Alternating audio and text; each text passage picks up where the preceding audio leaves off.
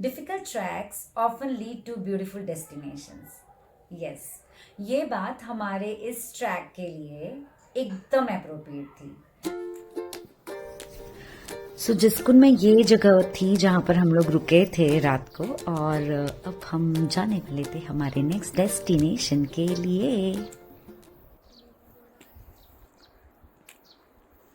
हम कहाँ जा रहे हैं? क्या नाम है? धनराज। धनराज। भाई मुझे बोलते नहीं आ रहे। हम कहाँ जा रहे हैं? ओके से हम लोगों ने स्टार्ट किया हमारा ट्रैक टुवर्ड्स धनतेरस थाज। ये ट्रैक हमारा जो अभी तक का ट्रैक था उन सब में सबसे लॉन्गेस्ट और सबसे डिफिकल्ट ट्रैक होने वाला था, बिकॉज ये 13 किलोमीटर्स का ट्रैक था। और ऐसा कहा जाता है ना कि like it is not just the distance but the terrain is also going to be super difficult. लेकिन जब हमने ट्रैक स्टार्ट किया तो 2-3 किलोमीटर का ट्रैक करते समय तो हमको ऐसा लग रहा था कि कल की तरह ये ट्रैक भी हम ऐसे ऐसे करके पूरा कर लेंगे। सो व्हेन वी स्टार्टेड हम थोड़ा 1.5-2 किलोमीटर तक चले थे एंड सडनली एकदम से हमारे साथ साथ इस साइड पे हम ट्रैक कर रहे थे और जस्ट बाजू में हमारे साथ रिवर भी ट्रैक कर रही थी, ऐसा लग रहा था। दैट मीन्स हमारे ट्रैक के साइड में एक रिवर भी बह रही थी, तो वो बहुत ही सुंदर लग रहा था।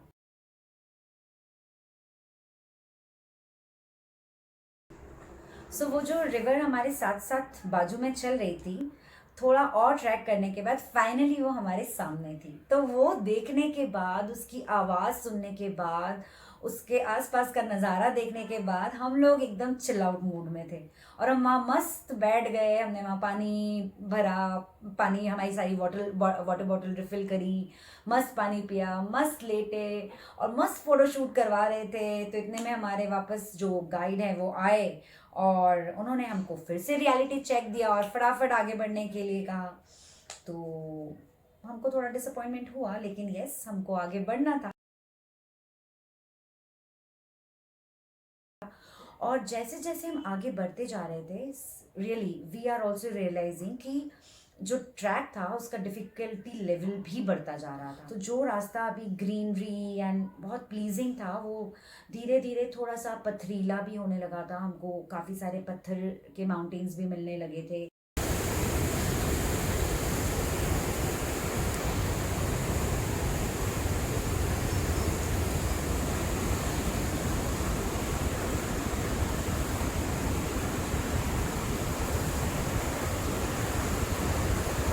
और काफ़ी सारी चीज़ें and suddenly yes along with this एकदम से बारिश स्टार्ट हो गई थी और हम 3-4 घंटे और ट्रैक करने के बाद हम इतना ज़्यादा थक गए थे कि बार बार मन हो रहा था कि बस अब यहीं पर रुक जाएं, यहीं पर थम जाएं, यहीं पर रेस्ट ले लें।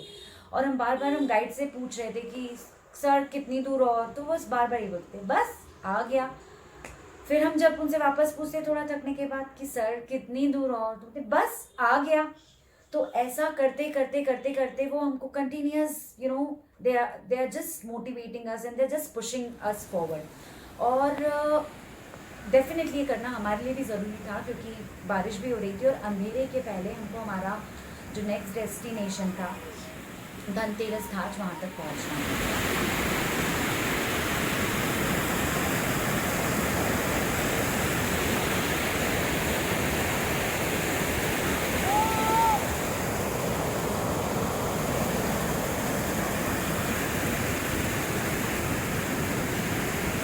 Oh my God!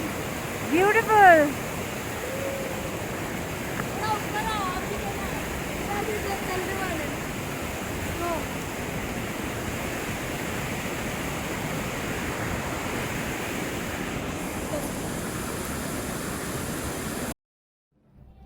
और बस हमको जैसे ही स्नो के पैचेस और स्नो पाथ दिखने लगा, मैं और नीव पागल हो गए एंड हम लोग खुशी के मारे ऐसे पगला से रहे थे। सो आप देख सकते हैं कि पत्थर के माउंटेन्स और ग्रीनरी क्रॉस करने के बाद अब हमको स्नो पाथ भी मिलने लगा था और अब हम इसको क्रॉस कर रहे थे, which is really really very exciting.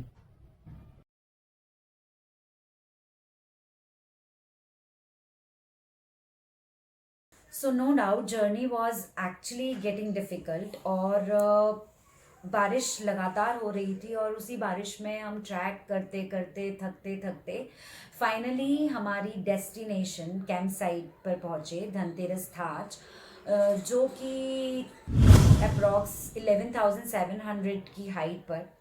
और यहाँ पर पहुँचने के बाद बारिश अभी भी चली रही थी कंटिन्यूस और वेदर बहुत ज़्यादा चिल, बहुत ज़्यादा ठंडा हो गया था। So yes, view was very satisfying. View बहुत बहुत सुंदर था और काफ़ी मन हो रहा था कि कैमरा निकालें और सारे व्यू को फटाफट फटाफट कैप्चर कर लें, लेकिन फ्रैंकली स्पीकिंग बॉडी बिल्कुल परमिट नहीं कर रही थी कि कैमरा निकाल के व्यूज़ को कैप्चर करें। सो वी डिसाइडेड कि हम हमारी आई साइट का यूज़ करें, का भरपूर यूज़ करें, एक्चुअली यूज़ नहीं भरपूर यूज़ करें और अच्छे से उस व्यू को, सीनरी को, उन सारी जगहों को, जो माउंटेन्स, स्नो के बड़े बड़े माउंटेन्स सामने ही दिख रहे थे, उन सबको अपनी इन नज़रों में कैद कर लें। तो फाइनली हमने वहाँ पहुँचने के बाद सबसे पहले कैप्चर करने का तो बहुत मन था, लेकिन टायर्डनेस की वजह से हम कर नहीं पा रहे थे। सो इतनी देर में हमारे जो खाना बनाने वाले भैया थे वो आए और उन्होंने हमें इंडियंस का जो एनर्जी ड्रिंक है, जिसे हम चाय कहते हैं, वो ला कर दिया। अरे वाह!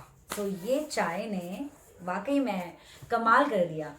It acts like the energy booster और इसने मुझ में थोड़ी एनर्जी दी कि मैं अपना कैमरा बाहर निकालूं और थोड़े बहुत व्यू के शॉट्स लूं।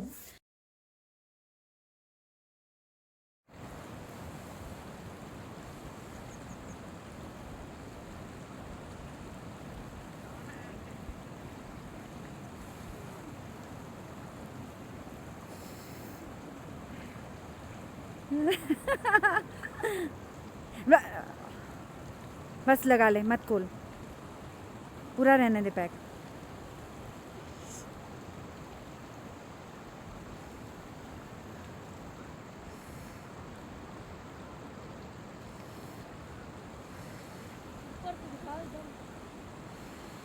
राइट में, मेरे राइट, वो लेफ्ट होता है, वो लेफ्ट होता है इधर।